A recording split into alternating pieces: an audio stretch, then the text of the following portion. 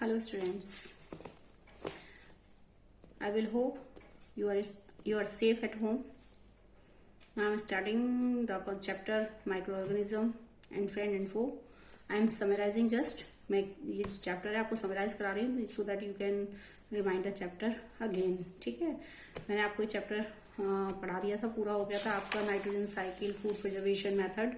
I am just repeating the same concept so that you can remind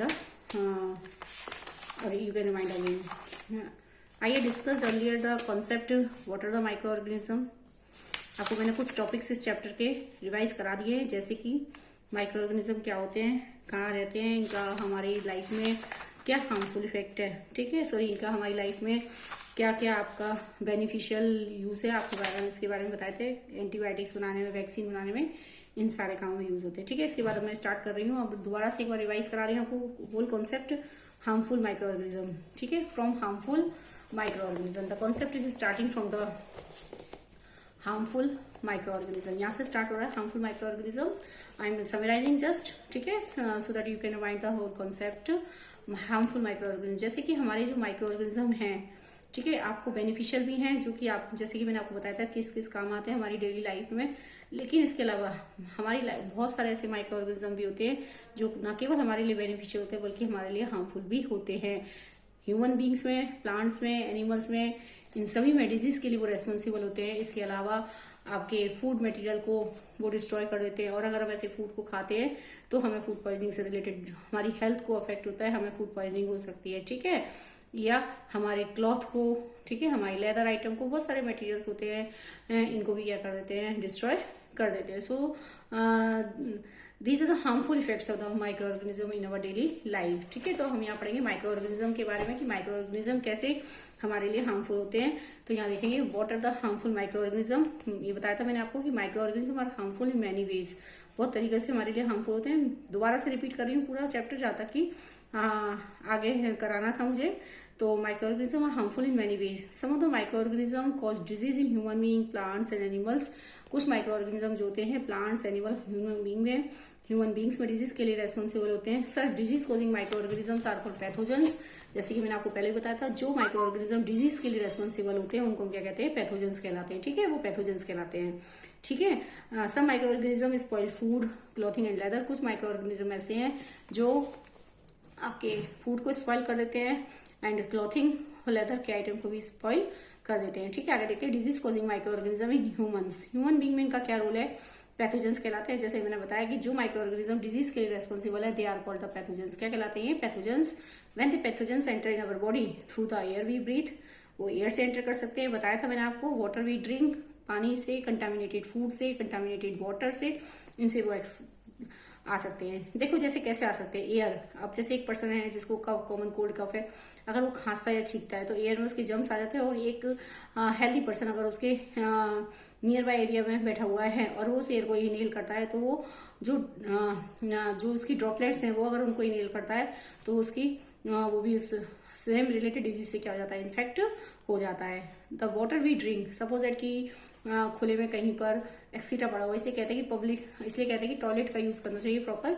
तो अगर मान लो कहीं एक्सीटा खुले में पड़ा हुआ है, ठीक है, उसमें किसी भी बीमारी के अगर जर्म्स हैं, जैसे कॉलरा, टाइफाइड, इससे रिलेटेड बीमारी के अगर जर्म्स हैं तो वो अगर एक्सीटा यानी उस पर अगर मक्खी आकर बैठती है तो वो जर्म्स उसके पैरों से स्टिक हो जाते हैं.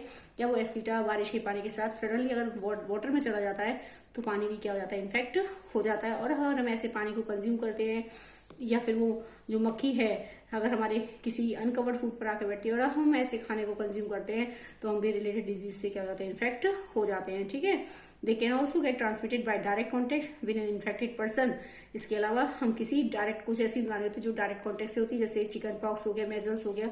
अगर हम ऐसे पर्सन के उनके सामान को छूते हैं, ठीक है, या उस पर्सन को हग करते हैं, उससे रिलेटेड, जैसे आपका टॉवल है, उसके बर्तन हैं, या उसने किसी डोर को टच किया, हमने उसको डायरेक्ट टच किया, तो अगर हम ऐसे डायरेक्ट कांटेक्ट में आते हैं उस पर्सन के तो हम भी उससे रिलेटेड डिजीज हो जाती है. जैसे चिकन पॉक्स, मेजल्स, इसके एग्जांपल में आते हैं डायरेक्ट कांटेक्ट में.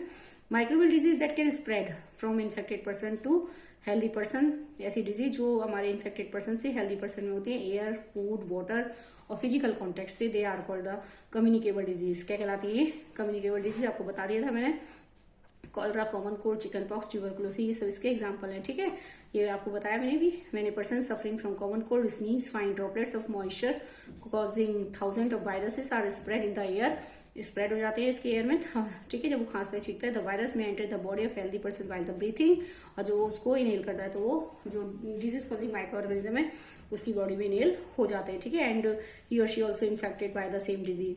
Then how do you prevent the spread of communicable disease, तो हम इसको कैसे प्रोटेक्ट कर सकते हैं इस टाइप की डिजीज को। इस टाइप की डिजीज जो इसने ऊपर एक्सप्लेन करी, इसको हम कैसे, तो ऑब्वियसली हम क्या करें, माउथ को हमेशा एक मास्क का यूज करें या उसको ढककर, हमेशा मुंह को ढककर खांसे छींके। So we should keep a handkerchief on the nose और mouth while sneezing. It is better to keep a distance from the infected person, और एक ऐसे इन्फेक्टेड पर्सन से क्या बना के रखें, डिस्टेंस को मेंटेन करके रखें। ठीक है, ये प्रिकॉशन है आपकी।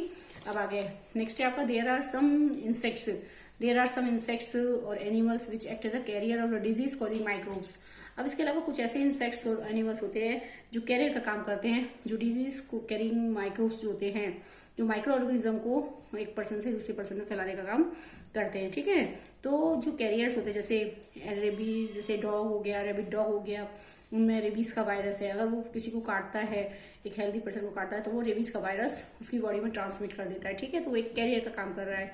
मॉस्किटो है, मलेरिया का कैरियर कहलाता है। ठीक है, हाउस फ्लाई ही is one such carrier. House fly तो जाते कैरियर है कि मान लो किसी एक्सीटा में बैठती है तो वो जो जम्स जो है, जो उसका माइक्रो ऑर्गेनिज्म है, वो उसकी बॉडी पर स्टिक हो जाता है, और अगर वो किसी हमारे अनकवर्ड फूड पर आकर बैठती है तो वो जम्स उस पर ट्रांसमिट कर देती है। ठीक है, तो इस प्रकार से वो डिजीज को फैलाने का काम करती है।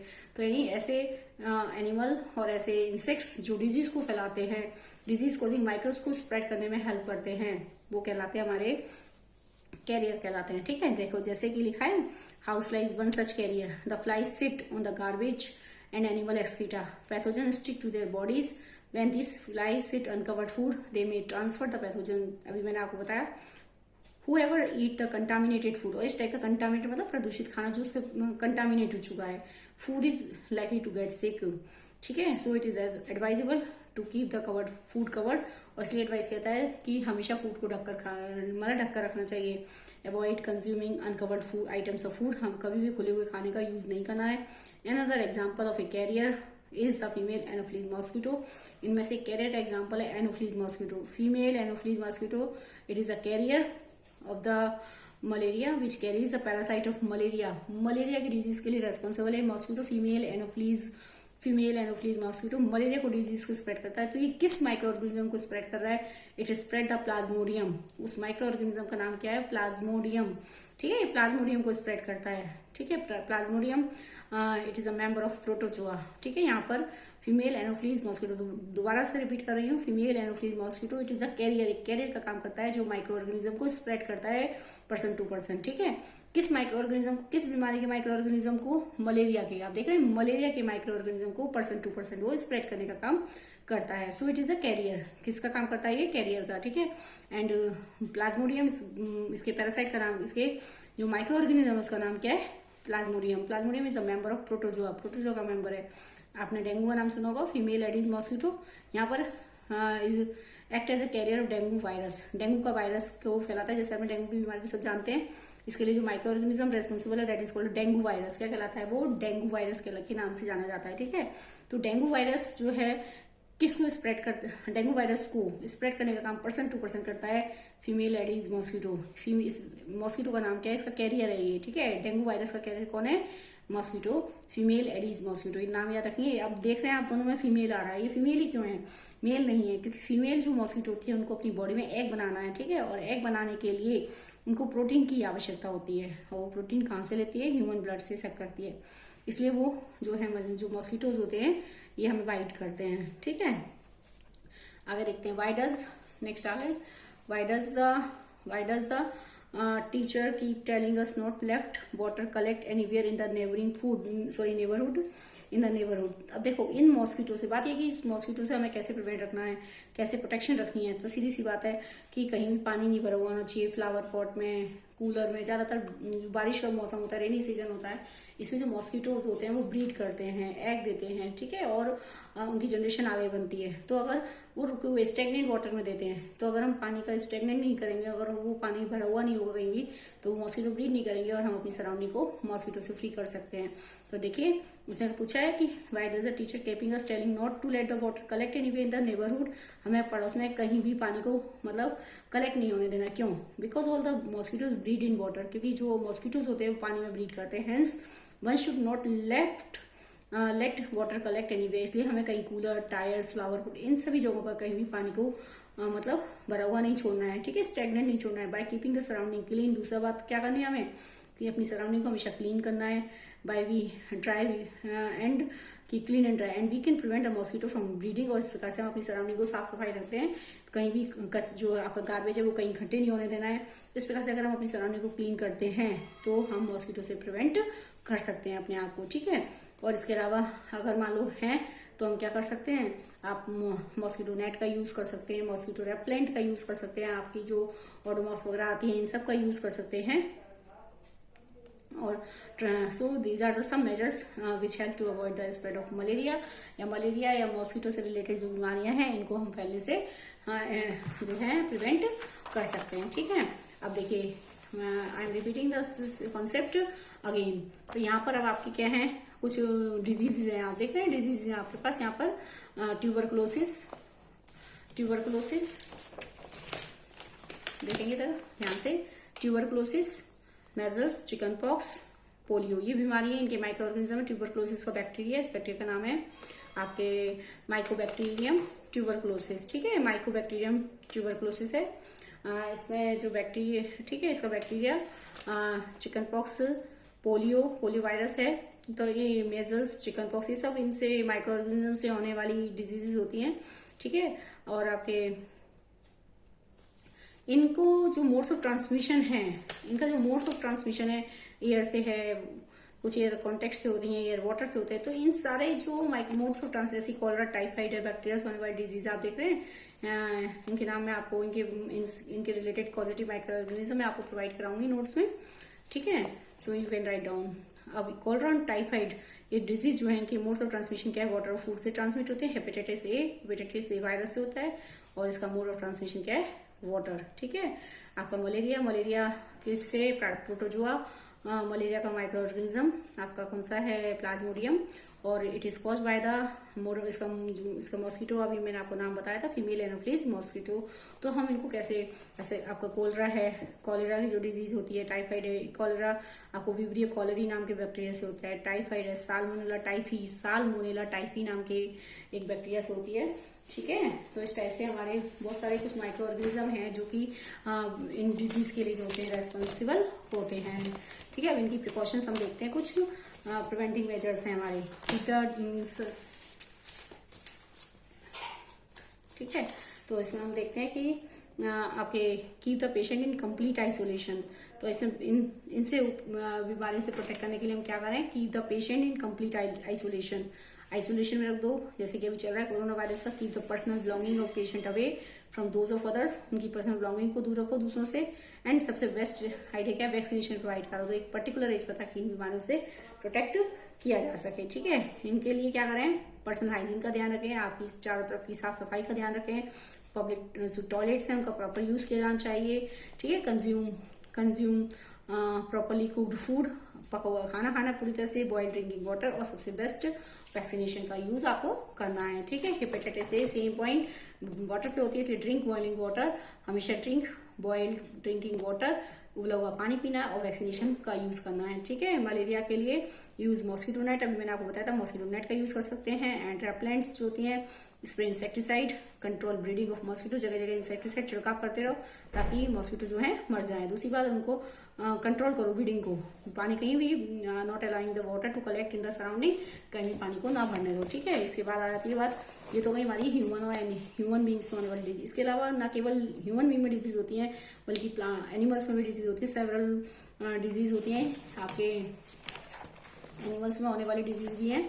आपके एनिमल्स में जो आपके डिजीज हैं, इधर देखेंगे disease causing micro organism in animal. Several micro organism not only cause a disease in human being and plants but also in other animals, बल्कि किसमें होती है, एनिमल्स में भी डिजीज होती है। देख रहे हैं आप, फॉर एग्जाम्पल एंथ्रेक्स, ये एंथ्रेक्स लिखा है, anthrax is a dangerous human and cattle disease. Anthrax एक डेंजरस डिजीज है ह्यूमन की and cattle disease, cause by bacterium. जिस बैक्टीरिया से होती है उसका नाम क्या है, बैसिलस एंथ्रेसिस। यहाँ लिखा है इस बैक्टीरिया को, इस जो एंथ्रेक्स बीमारी है इसका बैक्टीरिया डिस्कवर किया बैसिलस एंथ्रेसिस। बैसिलस एंथ्रेसिस देख रहे हैं, रॉबर्ट कोच, ध्यान से देखेंगे, Robert Koch discovered the bacterium is a singular for bacteria bacillus anthracis.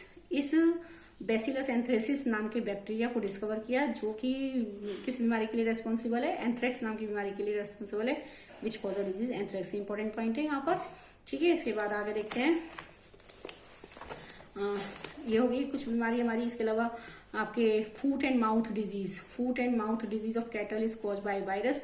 इसके अलावा हमें फूट और माउथ में इन्फेक्शन से रिलेटेड डिजीज होती है कैटल्स के, आपकी गाय वगैरह में, तो इस कॉज बाय वायरल डिजीज, एक वायरल डिजीज है। तो कहने का मतलब माइक्रो ऑर्गेनिज्म हमारे एनिमल्स में भी बीमारियों के लिए रेस्पॉन्सिबल होते हैं। Disease causing micro organism plant, ना केवल एनिमल्स में हो रही है बल्कि प्लांट्स में भी बहुत सारी डिजीज के लिए रेस्पॉन्सिबल होते हैं।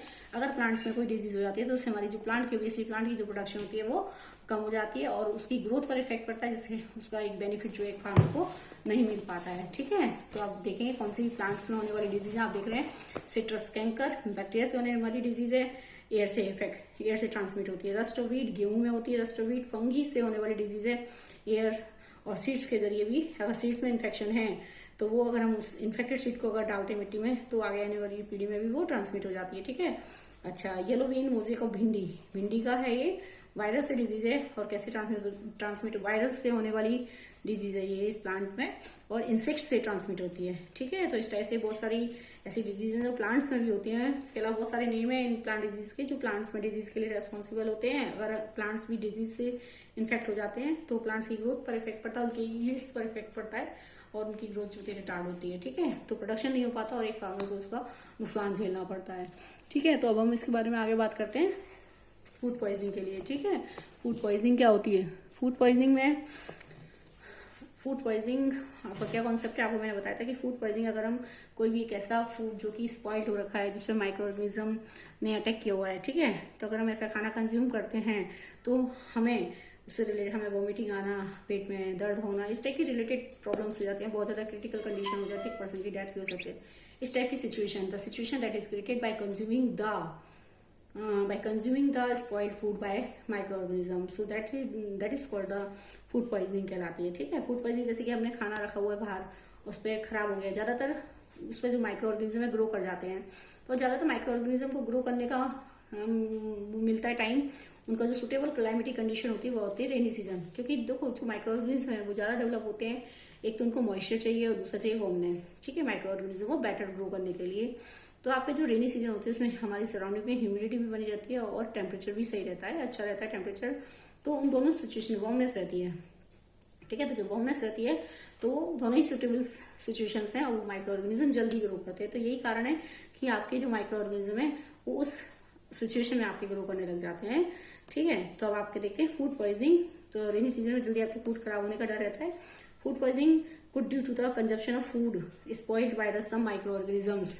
Some microorganism food is poisoning could be due to the consumption of spoiled food. Spoiled food करने से होती है by some microorganisms.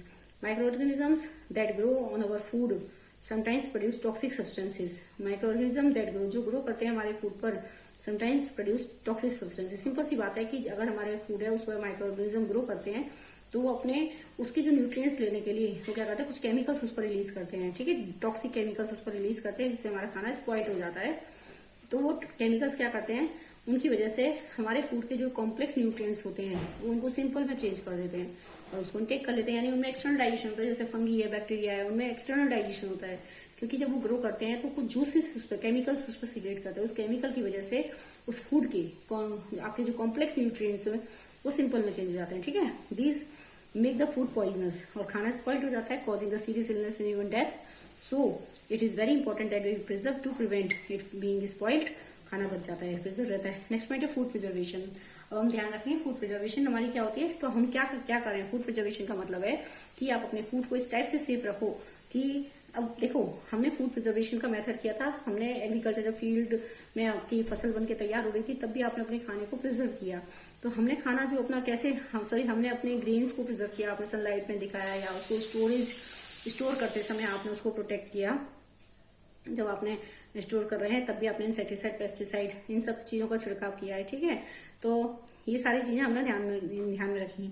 लेकिन अब बात ये कि आपका खाना कुक्ड है, फूड जो आपका कुक्ड हो रखा है, तो अब आपको क्या करना चाहिए, ऐसी कौन सी कंडीशन क्रिएट करनी है ताकि आप अपने फूड को क्या कर सकें, प्रिजर्व कर सकें, फूड प्रिजर्वेशन, ठीक है। तो in this chapter we have learn about the methods used to preserve and store our food grains, how to preserve cooked food at home. अपने घर में कौन कौन से मेथड अपनाएं ताकि उस पर माइक्रो ऑर्गेनिज्म की जो ग्रोथ है वो रुक जाए। You know that bread left unused under moist condition is attacked by the fungus. Micro organism spoil our food. Micro organism क्या करते हैं, ठीक है, वो हमारे फूड को स्पॉइल कर देते हैं। Spoil food emit bad smell and bad taste and colour change. और उसका चेंज क्या होता है, कलर चेंज हो जाता है, बैड टेस्ट हो जाता है, उसका स्मेल आने लगती है। इट मीन्स कि नए सब्सटेंस प्रोड्यूस हो रहे हैं, ठीक है। तो is spoiling A food a chemical reaction, yes, food का स्पॉइल होना क्योंकि केमिकल चेंज है, केमिकल रिएक्शन, यानी नई सब्सटेंस बन रहे हैं। आप स्पॉइल फूड को दोबारा से अपनी प्रीवियस कंडीशन में रिटर्न नहीं कर सकते क्योंकि नई सब्सटेंस बन रहा है। जो आपका सब्सटेंस है, जो आपका फूड सब्सटेंस है, उससे नए सब्सटेंस बन रहे हैं। क्या, स्मेल टेस्ट हो रही है, उसमें स्मेल चेंज हो रही है, टेस्ट चेंज हो रहा है, ठीक है, और कलर चेंज हो रहा है। तो इसका मतलब नए कंडीशंस में क्रिएट हो रही है। So that's why it is the spoiling of food is a chemical change, और chemical change is also called the chemical reaction. एक रिएक्शन कहलाती है, यस आएगा। पहेली बोट some mangoes but she could not eat them for a few days. Later she find that they were spoiled and rotten. कुछ mangoes हैं जो हम देखा होगा आपने, नॉर्मल सी मैंगोज हैं जो है हम कुछ दिन तक नहीं खाए तो खराब हो जाते हैं, ठीक है। लेकिन अगर हम आम का अचार डाल दें तो वो तो बहुत दिनों तक चलता है, लॉन्ग टाइम तक चलता है। तो ऐसा क्यों होता है, क्योंकि अचार जब डाला जाता है तो उसमें बहुत सारी चीजें यूज की जाती है। आपने देखेंगे बहुत सारे उसमें हम सब्सटेंसेज यूज करते हैं, जैसे आपके अपने देखो, let us study the common methods of preserving food in our Holmes. हम अपने घरों में बहुत सारे कॉमन मेथड्स यूज करते हैं उनको प्रिजर्व करने के लिए अचार को, जैसे ऑयल डाल दिया आपने, उसमें सॉल्ट डाल दिया, स्पाइस डाली, सारी चीजें जो होती हैं माइक्रो ऑर्गेनिज्म को ग्रोथ करने से प्रिवेंट करती हैं, ठीक है। तो इस टाइप से हम प्रिजर्व करते हैं। तो सबसे पहले कि केमिकल मेथड क्या है, तो सॉल्ट है, एडिबल ऑयल है, are the common chemical generally use to check the growth of micro organism. हमारे माइक्रो ऑर्गेनिज्म की ग्रोथ को ये प्रिवेंट करते हैं एंड आर कॉल्ड प्रिजर्वेटिव्स, ठीक है। क्या कहलाते हैं, प्रिजर्वेटिव्स कहलाते हैं। वी एड द सॉल्ट और acid preservatives to prevent the attack of microbes.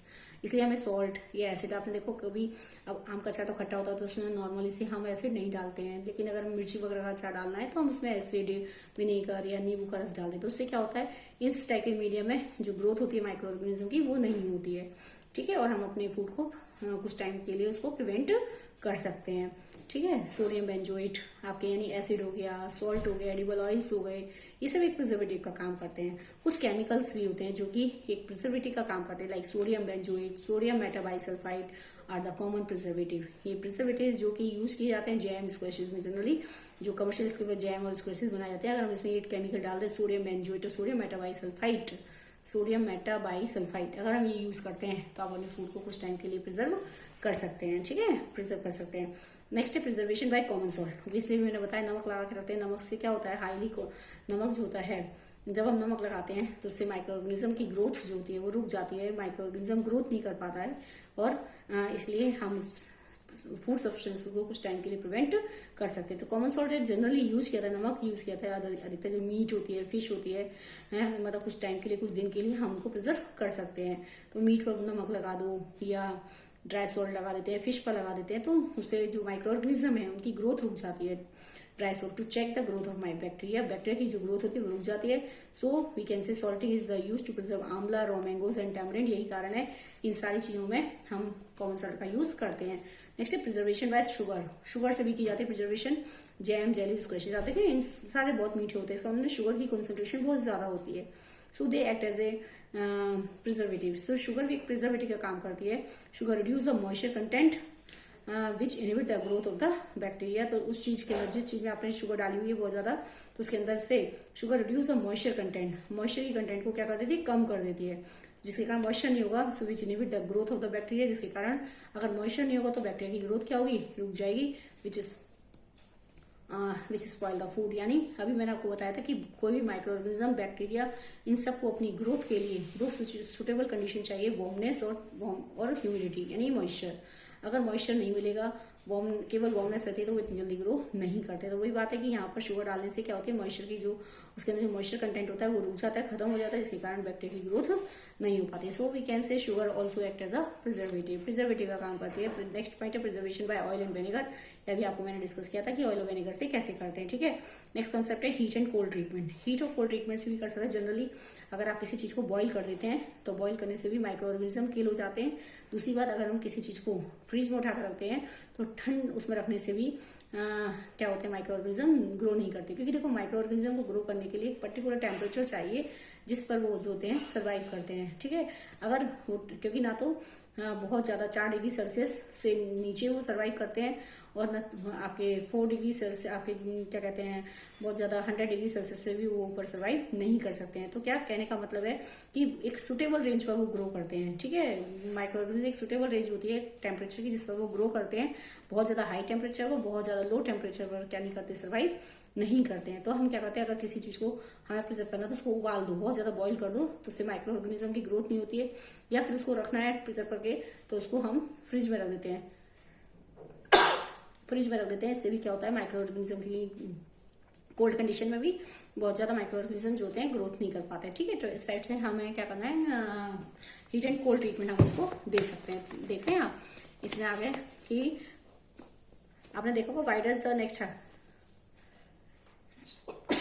why does the milk that comes in packet not spoil, but my mother told me that milk is pasteurized? What is the meaning of pasteurization? ये आपको मैंने बताया था कि milk जो packet में आता है, अगर हम देखो नॉर्मल भैंस का दूध लें या गाय का दूध लें तो हम क्या करते हैं, उसको तुरंत उबालना पड़ता है। कच्चा नहीं पीना चाहिए क्योंकि उसमें जर्म्स होते हैं, ठीक है। लेकिन अगर हम पैकेट का दूध लेते हैं तो पैकेट का दूध हम डायरेक्ट उसको रॉ पी सकते हैं बिना बॉईल किए, वो हार्मफुल नहीं है। क्योंकि पैकेट का जो दूध होता है ऑलरेडी पेस्चराइज होता है। पेस्चराइज का मतलब होता है कि उसको हीट एंड कोल्ड ट्रीटमेंट करके ही फिल किया गया पैकेट में, ठीक है। हीट एंड कोल्ड ट्रीटमेंट क्या होता है, यहाँ पर बेसिकली मतलब किसी चीज को तेजी से गर्म करना और ठंडा कर देना, ठीक है, सडनली चिल्ड कर देना। उससे क्या होता है, उसके अंदर माइक्रो ऑर्गेनिज्म की जो ग्रोथ होती है वो रुक जाती है और इस प्रोसेस को क्या कहते हैं, पेस्चराइजेशन। तो जनरली एक एग्जाम्पल है मिल्क का, ठीक है। मिल्क को क्या किया जाता है 70 डिग्री सेल्सियस पर, 70 डिग्री सेल्सियस पर फॉर 15 to 30 सेकंड के लिए। 70 डिग्री से अगर हम टेम्परेचर बढ़ा देंगे तो वैसे टाइम कम हो जाएगा। अलग अलग चीजों के लिए अलग मेथड अपनाए जाते हैं। तो यहाँ मिल्क की बात हो रही है, मिल्क को पहले गर्म करते हैं 70 डिग्री सेल्सियस पर और 15 to 30 सेकंड के लिए, ठीक है, कुछ सेकंड्स के लिए, और फिर उसको चिल्ड कर देते हैं और फिर उसके बाद उसको पैकेट में स्टोर कर देते हैं। तो इस हीट और कोल्ड ट्रीटमेंट से उसके जो माइक्रो ऑर्गेनिज्म है वो मर जाते हैं, ताकि आप 1-2 दिन के लिए उसको सेफ रख सकते हैं। तो आपका जो पैकेट का जो दूध होता है वो आपका फ्री ऑफ माइक्रो ऑर्गेनिज्म होता है, तो आप उसको कंज्यूम कर सकते हैं directly. So this process is called, this heat and cold treatment, the process is called pasteurization. क्या कहलाता है ये, pasteurization. And this was discovered by the Louis Pasteur. किसने इसको डिस्कवर किया था, लुइस पास्चर ने, ठीक है। इसके बाद नेक्स्ट आगे देखते हैं स्टोरेज एंड पैकेज। अब स्टोरेज एंड पैकिंग में these dry fruits and even vegetables are sold in the sealed air tight package to prevent attack the micro. Storage and packing क्या होती है कि सपोज दैट कि आपने देखा होगा, हम मान लो घर में कुछ चीज लाते हैं, सामान लाते हैं, गेहूं जैसे आपने दालें वगैरह लाए, अगर हम उसको थोड़ा सा सनलाइट दिखा रहे हैं, मॉइस्चर, तो उसके अंदर जो मॉइस्चर कंटेंट होता है वो निकल जाता है और आप अपने माइक्रो, उससे क्या होता है कि ह्यूमिडिटी, उसमें मॉइस्चर हट जाता है, जिसके कारण से माइक्रो ऑर्गेनिज्म उसमें ग्रोथ नहीं कर पाते और आपका जो फूड मटेरियल होता है वो कुछ दिन के लिए सेफ रहता है। तो इसके अलावा क्या होता है कि अगर हम उनको एयर टाइट कंटेनर में भी रख देते हैं, माना कुछ सामान होते हैं, हम एयर टाइट कंटेनर अच्छा बेस्ट ऑप्शन है आपके पास। Air tight packets, air tight container में भी किसी सामान को भरते हैं तब भी उसमें एयर नहीं जाती है, ठीक है। एयर नहीं जाएगी तो मॉइस्चर नहीं जाएगा, उसमें मॉइस्चर नहीं जाएगा तो उसमें माइक्रो ऑर्गेनिज्म क्या नहीं करेंगे, ग्रो नहीं कर पाएंगे। एक मेथड ये हुआ कि एयर टाइट कंटेनर बनने से जो आपका फूड स्टफ है, फूड मटेरियल है, वो ह्यूमिडिटी के कांटेक्ट में नहीं आता, ठीक है। ह्यूमिडिटी के कांटेक्ट में नहीं आता तो क्या होता है कि जो माइक्रो ऑर्गेनिज्म है उनको वो नहीं मिलती, वाटर वेपर्स नहीं मिलती, ह्यूमिडिटी नहीं मिल पाती है, जिसके कारण से माइक्रो ऑर्गेनिज्म सर्वाइव नहीं कर सकते। तो बेस्ट ऑप्शन ये हो गया। दूसरी बात हो गई कि आपने कुछ फैटी आइटम्स बनाए, चिप्स वगैरह हैं, समझ बात, तो ये इनका टेस्ट खराब हो जाता है बहुत दिन तक रखने से, क्योंकि जो फैट होता है वो ऑक्सीजन के साथ रिएक्ट करके ऑक्सीडाइज हो जाता है, ठीक है, ऑक्सीडाइज हो जाता है, जिसके कारण से स्मेल और टेस्ट चेंज हो जाता है। क्योंकि फैटी आइटम्स को अगर लॉन्ग टाइम तक रखते हैं एयर में तो वो ऑक्सीडाइज हो जाते हैं, जिनकी वजह से उनका टेस्ट चेंज हो जाता है। तो हम क्या करें, तो इसके लिए आपके जो मार्केट में चिप्स कुरकुरे के पैकेट होते हैं ना, फूले फूले देखते हैं, फूले फूले पैकेट जो होता है बहुत फ्लफी सा लगता है। फ्लफी क्यों लगता है, क्योंकि उसके अंदर एक गैस भर देते हैं, इनर्ट गैस होती है, that is the nitrogen. Nitrogen gas उसके अंदर पैकेट में फिल कर देते हैं, ठीक है। कहीं अगर आप उसमें छेद कर दो तो गैस बाहर निकल जाएगी, पैकेट पे चल जाएगा, फिर आपको वो चिप्स का पैकेट खराब होने का भी डर रहेगा, उसका टेस्ट चेंज हो जाएगा, ठीक है। तो गैस इनर्ट गैस होती है, ठीक है। इससे क्या होता है कि जो अंदर का फूड मटेरियल होता है वो ऑक्सीजन के संपर्क में नहीं आ पाता है, यानी जो आपने चिप्स के उसके अंदर जो चिप्स भरे हुए हैं पैकेट में, वो क्योंकि इनर्ट गैस है, उस गैस की वजह से उसको एयर नहीं मिलती, एयर का कॉन्टेक्ट नहीं हो पाता उसके साथ, समझ रहे बात। एयर का कॉन्टेक्ट नहीं होगा तो जो फूड स्टफ है, जो फैट है उसके अंदर, चिप्स के अंदर, वो ऑक्सीडाइज नहीं होगा और आपका फूड मटेरियल, उसका टेस्ट जो है बरकरार रहेगा, उसका टेस्ट बना रहेगा, ठीक है। आगे देखिए, नेक्स्ट कॉन्सेप्ट क्या है आपका, nitrogen fixation. I hope so you are understanding the concept. Next है nitrogen fixation. This is another use of the micro organism. मैंने आपको बताया भी था कि नाइट्रोजन फिक्सेशन क्या है। I am just repeating the whole concept. What is the nitrogen cycle क्या होती है, ठीक है। तो इसके लिए आपको मैं वो बता रही हूँ कैसे करते हैं। देखेंगे, यहाँ देखेंगे इसमें नाइट्रोजन फिक्सेशन क्या होती है, आपको मैंने इसमें बताया था। नाइट्रोजन फिक्सेशन का मतलब होता है एटमॉस्फेयर की नाइट्रोजन का, एटमॉस्फेयर, इधर देखेंगे, एटमॉस्फेयर की नाइट्रोजन, एटमॉस्फेयर में नाइट्रोजन जो होती है कितने परसेंट होती है, 78% होती है। इसको प्लांट यूज नहीं करता है क्योंकि गैसियस फॉर्म में होती है। So it is necessary to convert the gaseous nitrogen, ठीक है।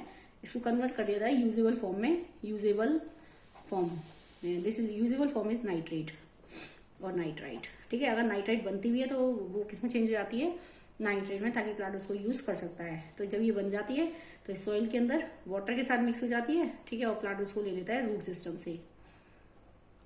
से ले लेता है, ठीक है। यानी so this is a usable form. NO3 का मतलब होता है नाइट्रेट और NO2 का मतलब होता है नाइट्राइट, ठीक है, समझ रहे हैं, नाइट्राइट होता है। तो अब हमारी सॉइल में कुछ बैक्टीरिया होते हैं, ब्लू ग्रीन एल्गी होती हैं, बैक्टीरिया और ब्लू ग्रीन एल्गी, ठीक है, ब्लू ग्रीन एल्गी होती है हमारी सॉइल में। कुछ बैक्टीरिया और ब्लू ग्रीन एल्गी है जो एटमॉस्फेयर की नाइट्रोजन को चेंज कर देती है यूजेबल फॉर्म, यानी नाइट्राइट और नाइट्रेट में चेंज कर देते हैं, ताकि इसको प्लांट इंटेक कर सकता है। And the concept is called, nitrogen का नाइट्राइट और नाइट्रेट में चेंज होना, this is called nitrogen fixation कहलाता है। क्या कहलाता है, नाइट्रोजन फिक्सेशन, ठीक है, नाइट्रोजन फिक्सेशन कहलाता है। और ये जो इस काम में हेल्प कर रहे हैं, ये कर रहे हैं बैक्टीरिया, और कौन कर रहा है, ब्लू ग्रीन एल्गी, बैक्टीरिया और blue green algae. So they are called the nitrogen fixer, biological nitrogen fixer कहलाते हैं। क्या कहलाते हैं, बायोलॉजिकल नाइट्रोजन फिक्सर, ठीक है। तो अब आगे लिखते हैं, you have learn about the bacterium rhizobium bacteria होता है, इस काम में हेल्प करता है।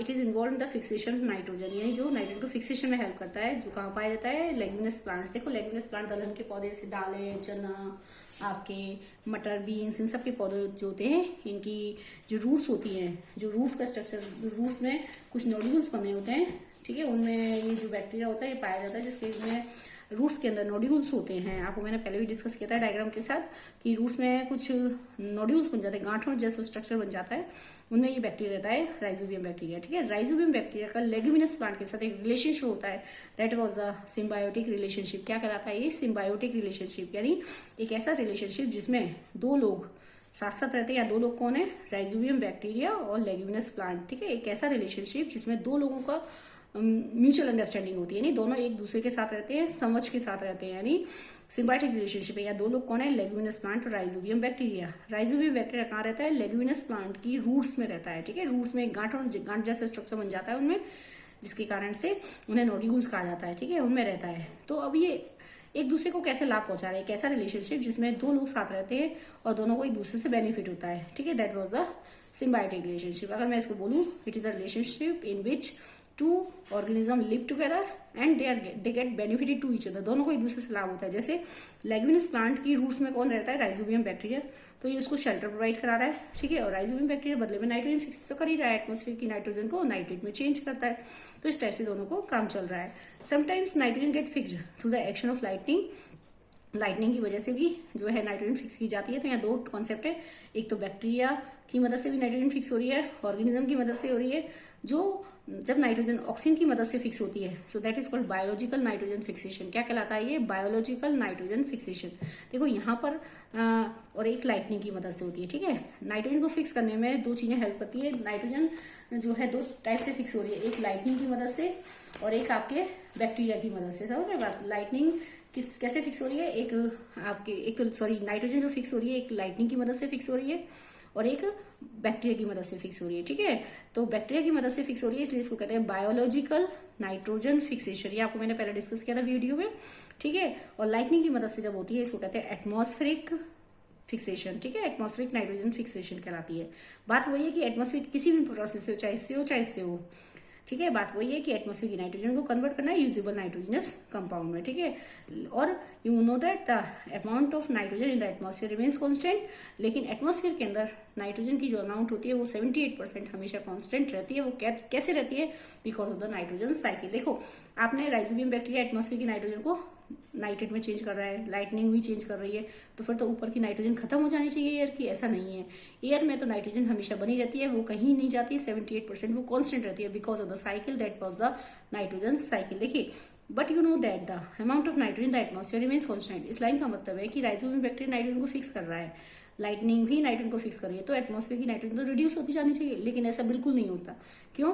क्योंकि इस नाइट्रोजन को कांस्टेंट बनाने का काम करता है कौन? करता है एक साइकिल करती है जो सर्कुलेशन में रहती है, that was the nitrogen cycle. क्या कहलाती है?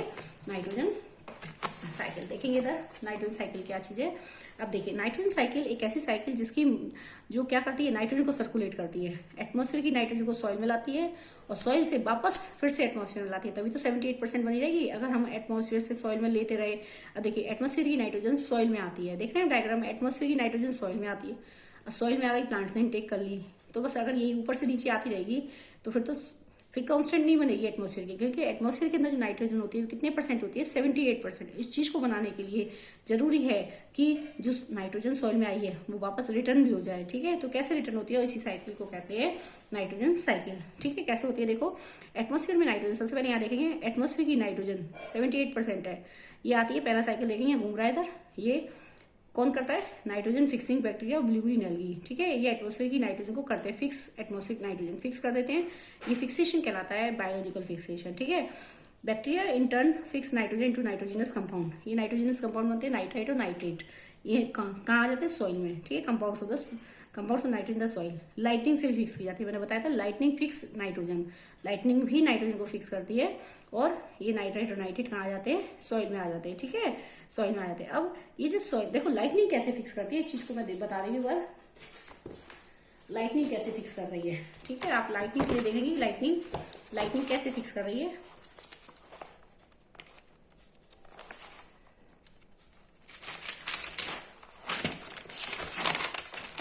देखिए इधर लाइटनिंग कैसे फिक्स कर रही है, ठीक है। लाइटनिंग की देखो, लाइट आपके एटमॉस्फेयर में जो नाइट्रोजन गैस होती है वो N2 की फॉर्म में होती है, N2 मॉलिक्यूल होता है, नाइट्रोजन का जो मॉलिक्यूल होता है वो N2 की फॉर्म में एग्जिस्ट करता है, ठीक है। तो क्या होता है? लाइटनिंग की जो एनर्जी होती है, एनर्जी लाइटनिंग की वजह से नाइट्रोजन का जो मॉलिक्यूल है वो ब्रेक हो जाता है इनटू 2 एटम्स। देखो N2 है यानी 2 नाइट्रोजन के एटम्स है, तो 2 नाइट्रोजन के एटम्स बनते हैं, these are called free atoms of nitrogen, free atoms of nitrogen. समझ रहे बात? ये फ्री एटम्स ऑफ नाइट्रोजन, क्योंकि नाइट्रोजन का जो मॉलिक्यूल होता है वो हमेशा नाइट्रोजन हमेशा N2 की फॉर्म में एग्जिस्ट करती है, नाइट्रोजन जो होती है हमेशा N2 की फॉर्म में एग्जिस्ट करती है, वो फ्री एटम में एग्जिस्ट नहीं करती। तो ये फ्री एटम्स ऑफ नाइट्रोजन बहुत ज्यादा हाईली एक्टिव होते हैं, क्योंकि नाइट्रोजन कभी भी इस फॉर्म में एग्जिस्ट नहीं करेगी, तो क्या करते हैं ये जल्दी से किसी ना किसी मॉलिक्यूल के साथ कंबाइन हो जाते हैं। तो ये जो नाइट्रोजन होता है दोबारा से एयर के ऑक्सीजन के साथ, एयर में एटमॉस्फेयर में ऑक्सीजन होती है उसके साथ कंबाइन हो जाते हैं। तो क्या जब इसके साथ कंबाइन होती है तो या तो N2 बनता है या NO3 बनता है, यानी नाइट्राइट बनती है और क्या बनती है? नाइट्रेट बनती है, ठीक है। और अब ये नाइट्राइट और नाइट्रेट जो बनती है ये बारिश के पानी के साथ, रेन वाटर के साथ आ जाती है सॉइल में, आ गई सॉइल में। अब ये कंपाउंड सॉइल में आ जाते हैं और सॉइल में आते ही क्या करता है? प्लांट ले लेता है। तो इस टाइप से देख रहे हैं लाइटनिंग फिक्स करती है नाइट्रोजन को, सॉइल में आ गए। अब सॉइल से कौन लेता है? प्लांट्स लेते हैं। अब देखते हैं प्लांट्स लेते हैं, प्लांट्स को कौन खाता है? एनिमल्स। तो इस प्रकार से एनिमल में नाइट्रोजन पहुंच जाती है, ठीक है। अब प्लांट और एनिमल, प्लांट का डेड वेस्ट है जैसे डेड लीव्स वगैरह हो गई, एनिमल्स का एक्सक्रीटा है या डेड प्लांट्स लीव है या एनिमल्स डेड मरे हुए एनिमल्स है, तो इनका इनका जो न्यूट्रिएंट्स होते हैं, इनकी बॉडी के जो डेड एनिमल्स की बॉडी के या उनके एक्सक्रीटा के जो न्यूट्रिएंट्स होते हैं, वो सॉइल में कुछ बैक्टीरिया होते हैं जो इस डेड वेस्ट को दोबारा से यूजेबल फॉर्म में चेंज कर देते हैं। तो नाइट्रोजन फिर से सॉइल में आ जाती है। समझ, देखो इस नाइट्रोजन को प्लांट्स ने इनटेक करता है, प्लांट से कहाँ पहुंच जाती है, ये सब्सटेंस एनिमल में पहुंच जाते हैं। ठीक है, नाइट्रोजन एनिमल में पहुंच गई। एनिमल का जो वेस्ट होता है, ठीक है, या फिर उसका एक्सक्रीटा होता है या प्लांट का जो वेस्ट होता है, वो सब सॉइल में आ जाता है। आगे nitrogen waste from excretion and death, इसे सॉइल में आ गया। ठीक है, अब जब ये सॉइल में आ जाता है तो क्या होता है, हमारी सॉइल में यहाँ कुछ बैक्टीरिया होते हैं, ठीक है, जो इस सब्सटेंस को फिर से एक यूजेबल फॉर्म में चेंज कर देते हैं। देखो इनका जो वेस्ट होता है यहाँ पर, वेस्ट और एक्सक्रीशन की, उनकी एक्सक्रीशन से या उनकी डेथ से जो वेस्ट आया है, उस वेस्ट को, ठीक है, उस सिंपल सब्सटेंस में आपके नाइट्राइट और नाइट्रेट में चेंज कर देते हैं। कुछ बैक्टीरिया होते हैं हमारी सॉइल में, हमारी सॉइल में कुछ बैक्टीरिया होते हैं जो जो डेड बॉडी है या जो वेस्ट है, एक्सीटा है, उसके जो न्यूट्रिएंट्स होते हैं उनको यूजेबल नाइट्रोजनस फॉर्म में चेंज कर देते हैं। देखो मैं क्या बता रही हूँ, दोबारा सुनना। एनिमल जो डेड हो जाता है या प्लांट्स की जो डेड लीव्स वगैरह होती हैं या आपके जो वेस्ट होता है, एनिमल वेस्ट, वो सब सॉइल में आ जाता है। ठीक है, सॉइल के अंदर जो उनके अंदर जो वेस्ट है, यानी उनके अंदर जो न्यूट्रिएंट्स है, डेड बॉडी के अंदर जो न्यूट्रिएंट्स हैं, तो क्या करते हैं, हमारे सॉइल के अंदर कुछ बैक्टीरिया होते हैं जो डेड बॉडी के कॉम्प्लेक्स न्यूट्रिएंट्स को सिंपल में चेंज कर देते हैं, उनको चेंज कर देते हैं यूजेबल फॉर्म में। ठीक है, उनकी बॉडी के जो कॉम्प्लेक्स न्यूट्रिएंट्स हैं, ठीक है, उसको यूजेबल नाइट्रोजनस फॉर्म में चेंज कर देते हैं। तो यहाँ पर सॉइल में आ जाती है फिर से नाइट्राइट और नाइट्राइट, फिर से उसको प्लांट्स इंटेक करता है, प्लांट्स एनिमल, फिर ये प्रोसेस चलता रहता है। अब ये तो चल रहा है यहाँ का, लेकिन अगर ऊपर से नाइट्रोजन आ रही है तो फिर तो टूट जाएगा साइकिल, क्योंकि ऊपर की नाइट्रोजन खत्म हो जाएगी। लेकिन हमें क्या करना है, इसको बैलेंस करना। इसको बैलेंस करने के लिए क्या करते हैं, ये रिटर्न भी होनी चाहिए। तो हमारी सॉइल में एक बैक्टीरिया होता है, इसको नाम मैंने आपको बताया था, थायोबैसिलस। ठीक है, हमारे यहाँ पर सॉइल में एक बैक्टीरिया होता है, दैट वाज द थायोबैसिलस नाम का बैक्टीरिया, जो रिटर्न करने में दोबारा हेल्प करता है और साइकिल को मेंटेन करता है। तो the bacteria that was the Thiobacillus bacteria which convert. अब देखो यहाँ पर जो नाइट्रोजन है उसको प्लांट ने ले लिया, लेकिन जो रिमेनिंग नाइट्रोजनस सब्सटेंसेस हैं, ठीक है, जो प्लांट्स को जरूरत नहीं है, तो एक्स्ट्रा जो नाइट्राइट और नाइट्रेट होती है, तो हमारे सॉइल के अंदर जो बैक्टीरिया यहाँ पर थायोबैसिलस, वो इस सब्सटेंस को दोबारा से क्या कर देता है, गैसेस नाइट्रोजन में चेंज कर देता है। ठीक है, यहाँ पे जो बैक्टीरिया आएगा थायोबैसिलस, मैंने इसका नाम आपको बताया भी था, थायोबैसिलस, यहाँ बता रही हूँ आपको एक बार, थायोबैसिलस। ठीक है, ये आपका बैक्टीरिया थायोबैसिलस। तो यहाँ पर देखो, अगर हम यहाँ साइकिल रिटर्न नहीं करेंगे तो आपकी 78% कांस्टेंट नहीं रहेगी, तो इसलिए जरूरी है कि रिटर्न हो। तो सॉइल में एक बैक्टीरिया होता है थायोबैसिलस, ये बैक्टीरिया किसमें हेल्प करता है, आपकी जो एक्स्ट्रा नाइट्रेट है, एक्स्ट्रा नाइट्राइट और नाइट्रेट कंपाउंड्स हैं जो सॉइल के अंदर, उनको दोबारा से चेंज कर देता है गैसेस फॉर्म में। ठीक है, और गैसेस फॉर्म में चेंज करके उसको दोबारा से एटमॉस्फेयर में रिटर्न कर देता है, एटमॉस्फेयर फिर से वापस आ जाती है, और इस टाइप से सर्कुलेशन चलता रहता है और नाइट्रोजन साइकिल कंप्लीट होती है। और we can say because of this circulation percentage of nitrogen 78% is maintain in the earth, हमारे द एटमॉस्फेयर, हमारे एटमॉस्फेयर में 78% इसकी जो अमाउंट होती है वो कांस्टेंट रहती है। एक बार मैं जस्ट क्विक रिकैप कर रही हूँ यहाँ पर इसका। अवर एटमॉस्फेयर है 78% nitrogen gas. Nitrogen is one of the essential constituent of all living organisms as a part of protein, chlorophyll, nucleic acid and vitamin. आप जानते हैं कि नाइट्रोजन हमारे लिए बहुत जरूरी है, प्रोटीन, न्यूक्लिक एसिड, विटामिन, ये सब चीजों में नाइट्रोजन होती है। So it is a main important element of these compounds. ठीक है, so the atmospheric nitrogen can be taken, not be taken directly by the plants and animals. Certain bacteria and blue green algae that was present in the soil fix nitrogen from the atmosphere and convert into the compounds of nitrogen. ये bacteria blue green algae क्या करते हैं, atmosphere की nitrogen को change कर देते हैं usable compounds में। ठीक है, once nitrogen is converted into these usable compounds, it can be utilized by the plants. Plants ले लेता है through their root system. Then nitrogen is used for the synthesis of plant protein. Plant उसको लेकर protein बनाता है, other compounds बनाता है। ठीक है, animal feeding on plants get these proteins and other nitrogenous compound. क्योंकि एनिमल तो बनाता नहीं है, इसलिए एनिमल प्लांट्स पर डिपेंड रहता है, और वो प्रोटीन और जो कंपाउंड्स होते हैं वो एनिमल में ट्रांसफर हो जाते हैं। When the plant and animal die, जब वो डाई होता है, जो डिकम्पोजर्स होते हैं हमारे बैक्टीरिया फंगी, ठीक है, उनकी जो कॉम्प्लेक्स न्यूट्रिएंट्स होते हैं, फिर से उनको वो कॉम्प्लेक्स नाइट्रोजन वेस्ट होता है, वो उसको दोबारा से सिंपल में चेंज कर देते हैं। ठीक है, कन्वर्ट द नाइट्रोजनस वेस्ट, जो उनकी बॉडी का, डेड बॉडी का जो नाइट्रोजनस वेस्ट होता है, उसको फिर से नाइट्रोजनस कंपाउंड लाइक नाइट्राइट और नाइट्रेट में चेंज कर देते हैं, और then can be use by the plant again, और इस प्रकार से प्लांट उसको यूज करता है। So we can say bacteria fungi यहाँ मेजर रोल है, क्योंकि वो डिकम्पोजर्स का काम करते हैं, हमारे इन्वायरमेंट को क्लीन कर रहे हैं और सॉइल की फर्टिलिटी को भी इंक्रीज करने में हेल्प करते हैं। Certain other bacteria convert the some part of them to nitrogen gas. कुछ और बैक्टीरिया होते हैं हमारी सॉइल में जो दोबारा से, ठीक है, कुछ पार्ट नाइट्राइट और नाइट्रेट का कुछ पार्ट, ठीक है, दोबारा से किस में चेंज कर देते हैं, नाइट्रोजनस गैस में, जो मैंने बताया आपको, नाइट्रोजन गैस में चेंज कर देते हैं, which goes back into the atmosphere, जो दोबारा से किस में चली जाती है, atmosphere. As a result the percentage of nitrogen in the atmosphere remains constant, और इस टाइप से हमारे एटमॉस्फेयर में नाइट्रोजन की परसेंटेज होती है कांस्टेंट बनी रहती है, ठीक है। ये आपका हो गया nitrogen cycle. I am so you will understand the concept. If you have any doubt then you can ask in the comment box, ठीक है। अगर आपको कोई डाउट है चैप्टर से रिगार्डिंग या कुछ पूछना है तो आप उससे कमेंट में पूछ सकते हैं, ठीक है। Next in my next video I will start the chapter 3rd, ठीक है, and written work I will provide by the PDF, so you can write in the peer notebook. Thank you and have a nice day.